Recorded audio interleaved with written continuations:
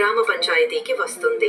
కావున మీ వద్ద గల పొడి చెత్త అనగా అట్టలు, పుస్తకాలు, పనికిరాని ప్లాస్టిక్ వస్తువులు, గాజు వస్తువులు, ఇనుము, అల్యూమినియం వస్తువులు, ఎలక్ట్రానిక్ వస్తువులు స్వచ్ఛ రథం వద్దకు తీసుకుని వస్తే వాటి బరువు చూసి వాటికి బదులుగా ఇంటికి పనికి వచ్చే నిత్యవసర సరుకులు అనగా బెల్లం, చింతపండు, ఉల్లిపాయలు, అల్లం, పప్పు దినుసులు, సబ్బులు, షాపువ్వులు, బ్రష్లు, పేస్టులు, పెన్స్, ఇతర సరుకులు ఇస్తారు. అలానే స్కూల్ పిల్లలు కూడా పొడి చెత్త ఇచ్చి మీకు కావలసిన నోట్బుక్స్, పెన్స్ వంటివి తీసుకోనవచ్చును. కావున గ్రామ ప్రజలు అందరూ ఈ అవకాశం వినియోగించుకుని మీ ఇళ్లలో ఉన్న పొడి చెత్తను ఇచ్చి నిత్యవసర సరుకులు తీసుకోనుటకు సహకరించవలసిందిగా కోరుచున్నాము.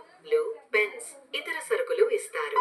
అలానే స్కూల్ పిల్లలు కూడా పొడి చెత్త ఇచ్చి మీకు కావలసిన నోట్బుక్స్, పెన్స్ వంటివి తీసుకోనవచ్చును. కావున గ్రామ ప్రజలు అందరూ ఈ అవకాశం వినియోగించుకుని మీ ఇళ్లలో ఉన్న పొడి చెత్తను ఇచ్చి నిత్యవసర సరుకులు తీసుకోనుటకు సహకరించవలసిందిగా కోరుచున్నాము. ఆంధ్రప్రదేశ్